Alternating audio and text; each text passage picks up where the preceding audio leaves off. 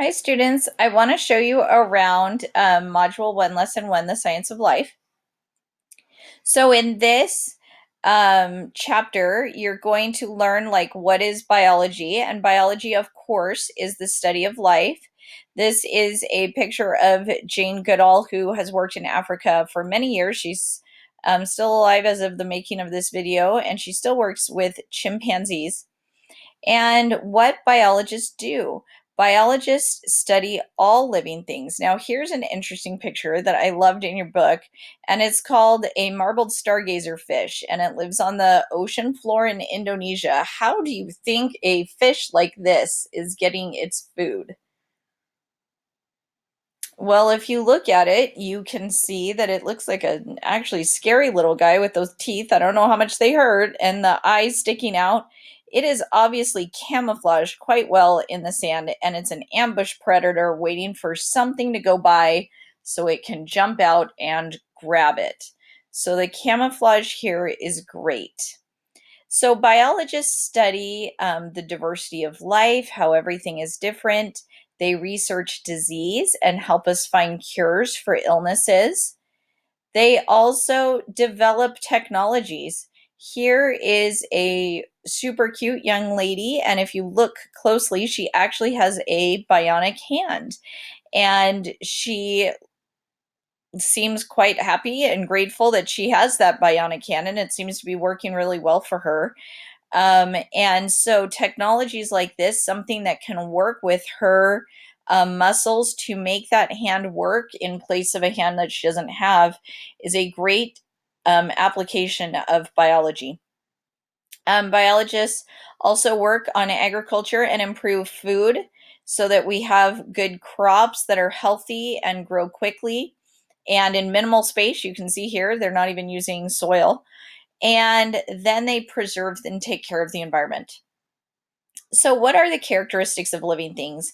If you look through this chapter, there are a lot of living things. There are bacteria. Some other things that are alive are these baby chicks and the mama bird, but also these eggs are alive. So the eggs maybe seem like they're not alive, but they have cells inside, so they are alive.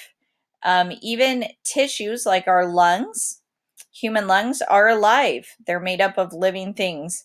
And even plants are alive. Those are all examples of some living things in this chapter. And all living things have certain characteristics in common. And so this data table does a great job explaining all of them.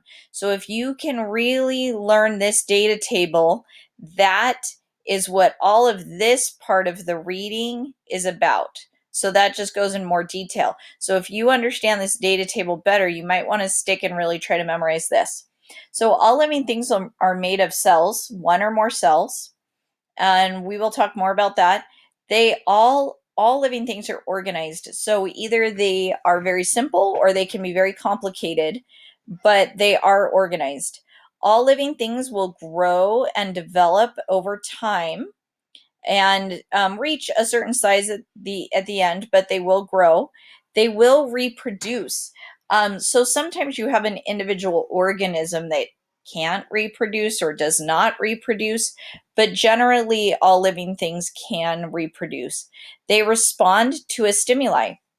A stimuli is when you get something to respond. So, for example, if you go up to a bird or a rabbit or a squirrel that you see in your neighborhood and you run up to it, it's probably going to respond by running away, right?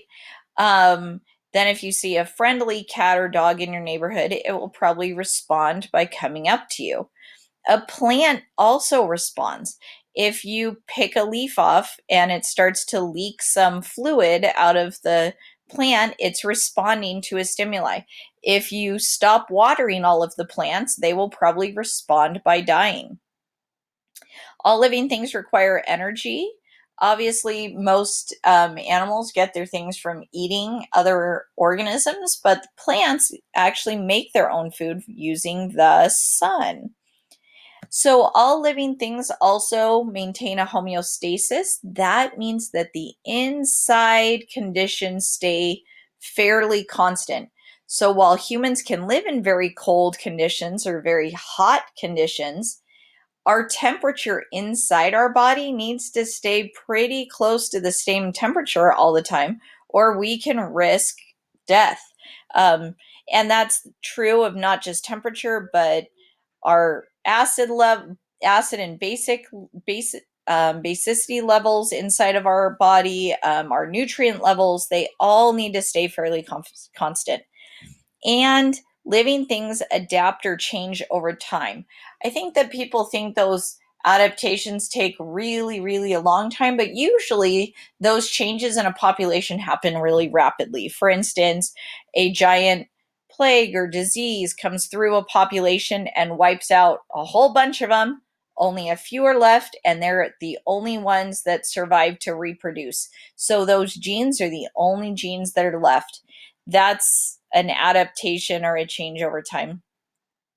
So like I said, this data table, all of this after it just describes that in more detail, you can go and read that further for more examples. And that is it. Thank you so much for listening, and we will start again soon.